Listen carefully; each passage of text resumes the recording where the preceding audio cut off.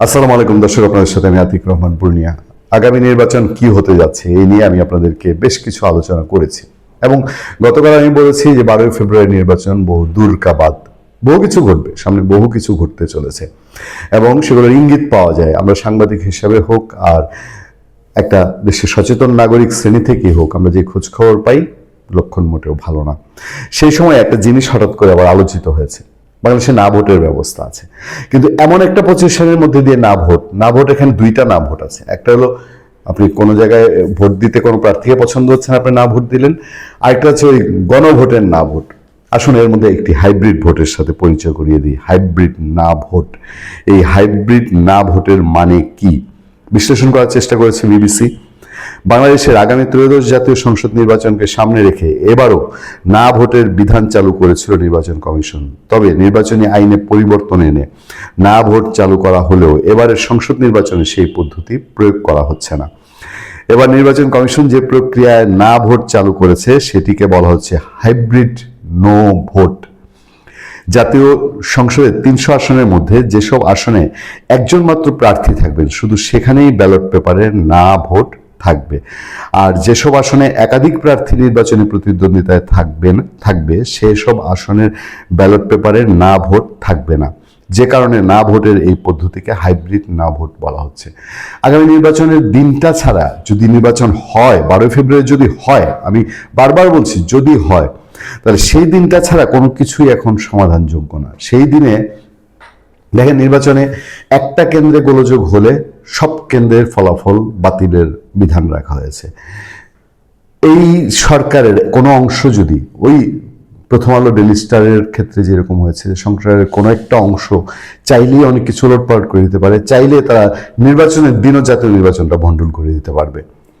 আর যেসব আসনে একাধিক প্রার্থী প্রতিদ্বন্দ্বিতা থাকবেন সেখানে না ভোট থাকবে না, এটা বলা হয়েছে। নির্বাচন কমিশন আব্দুর রহমান মাসুদ তিনি বলছেন, আমরা মূলত নির্বাচনে বিনা প্রতিদ্বন্দ্বিতায় জয়ী হওয়া ঠেকাতেই এই পদ্ধতি চালু করেছি। ভালো কথা। বাংলাদেশে এর আগে 2008 সালে নবম জাতীয় সংসদ নির্বাচনে না ভোটের বিধান চালু হয়েছিল প্রথমবারের মতো।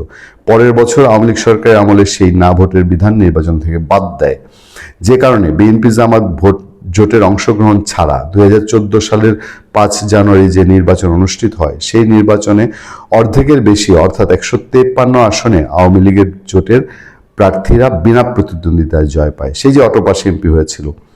নির্বাচন বিশ্লেষকরা বলছেন, আওয়ামী লীগ ক্ষমতায় এসে 2009 সালে না ভোটের বিধান যদি বাতিল না করতো তাহলে 2014 সালের নির্বাচন বিনা প্রতিদ্বন্দ্বিতায় ভোট হতো না। এটা ঠিক কথা। 2024 সালে গণ অভ্যুত্থানে আওয়ামী লীগ ক্ষমতাচ্যুত হওয়ার পর অন্তর্বর্তীকালীন সরকারের সংস্কার কমিশন না ভোট বিধান চালুর প্রস্তাব দেয় সরকারের কাছে। তবে এম নাসির উদ্দিনের নির্বাচন কমিশন না ভোটের বিধান ফিরিয়ে আনলেও সেটি সব আসনের জন্য প্রযোজ্য হচ্ছে না। এবারের নির্বাচনে না ভোট আসলো যেভাবে, সেটা ইতিহাসটা তুলে ধরা হয়েছে। এটা সুশীল সমাজের একটা দাবি ছিল, তারপর সুজনের দাবি ছিল, না ভোট বাদ ও দশম সংসদের অভিজ্ঞতা, সেসব বিষয় বিবিসি তুলে ধরা হয়েছে। এবার কেন হাইব্রিড নো ভোট? 2024 সালে গণ অভ্যুত্থানে শেখ হাসিনা সরকার পতনের পর দেশের বিভিন্ন ক্ষেত্রে সংস্কারের উদ্যোগ নেয় অন্তর্বর্তী সরকার। এর মধ্যে নির্বাচন ব্যবস্থা সংস্কার কমিশন না ভোটের বিধান চালু করতে সুপারিশ করে। তখন সংস্কার কমিশনের সুপারিশ ছিল, দেশের সবগুলো আসনে যতজন প্রার্থী থাকুক এর পাশাপাশি না ভোটেও ব্যালট পেপারে থাকবে। নির্বাচন ব্যবস্থা সংস্কার কমিশনের সদস্য আব্দুল আলিম তিনি বলছিলেন, আমরা সংস্কার কমিশন থেকে প্রস্তাব করেছিলাম না ভোটকে ইউনিভার্সাল করা। এর পেছনে উদ্দেশ্য ছিল ভোটারের অধিকারের অক্ষুণ্ণ রাখা। সংস্কার কমিশনের সুপারিশের পর নির্বাচন কমিশন গত বছর আরপিওতে বেশ কিছু সংশোধন আনে এবং এতে আবার যুক্ত করা হয় না ভোটের বিধান। তবে এবার এই না ভোট ফিরেছে একটু অন্যরকম ভাবে, অর্থাৎ যদি কোনো আসনে একক প্রার্থী থাকে তাকে বিনা ভোটে নির্বাচিত ঘোষণা করা হবে না।